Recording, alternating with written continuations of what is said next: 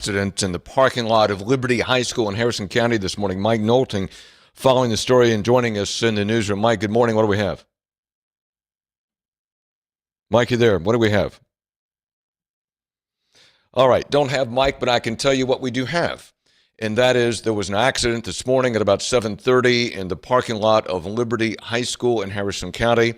An adult who was a staff member at the school was struck by a vehicle.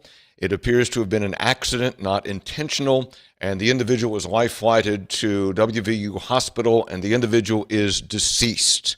The individual has died. There is no name that has been released yet, except that there's a identification that the individual was a staff member at Liberty High School. There's a lot circulating on social media, but we don't have an official release from authorities. So authorities did stress that it was an accident.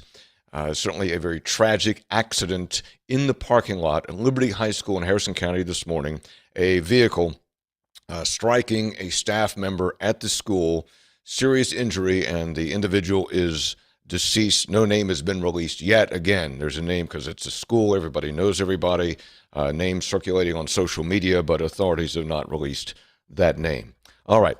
So there's that. That story will be posted here momentarily at WVMetroNews.com. Let's move on to another story from the West Virginia legislature. That is, there's a proposal in this legislative session to alter how the legislative auditor functions. Now, that's not the state auditor. That's separate. This is the legislative auditor, and this is an agency that audits primarily the executive branch and all agencies of government. And it's been very helpful over the years in turning out information, particularly financial information. It has uncovered a lot of waste, fraud, and abuse that has occurred in state government.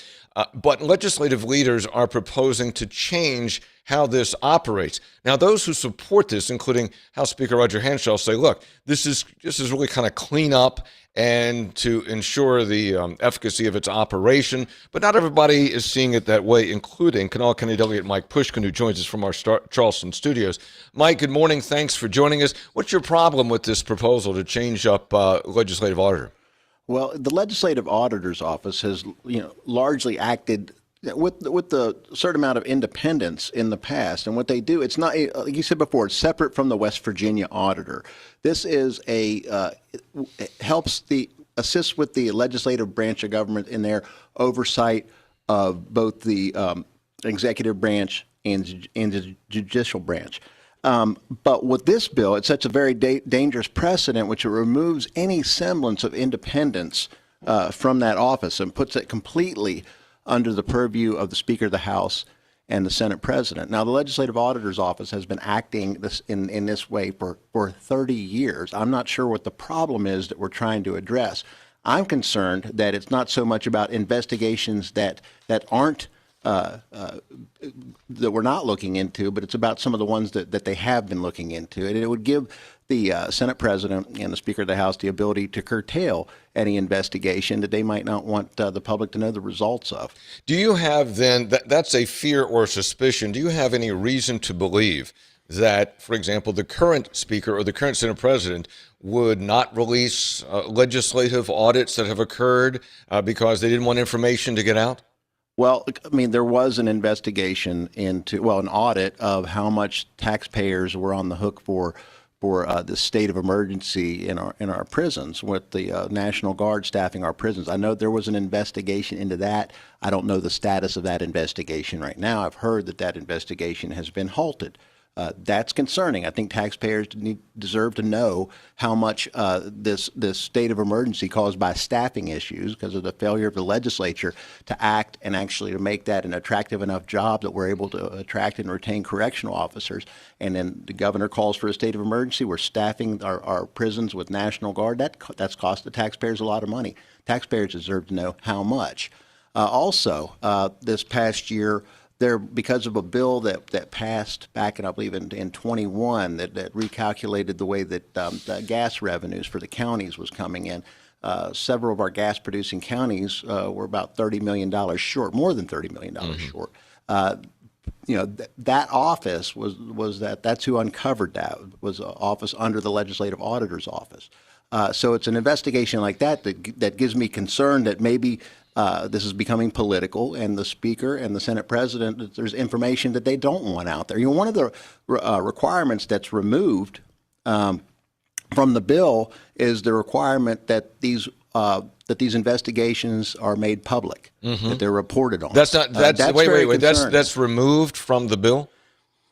That requirement in the House version of the bill, the version that the Speaker Hanshaw is the lead sponsor of, it removes the requirement for the public reporting, for releasing of the public information.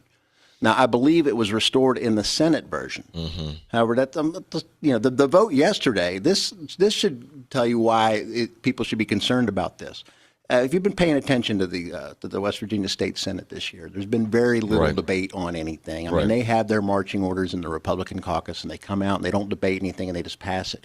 Well, 11 Republican senators voted against this bill. They spoke against it. Of course, the 3 Democrats voted against it as well. There were 14 no votes on this bill. That's been pretty much unheard of this year in the Senate. They've been passing most bills, rubber stamping things with very little discussion. So like 31-3, Yeah, so 11 Republicans share my concern.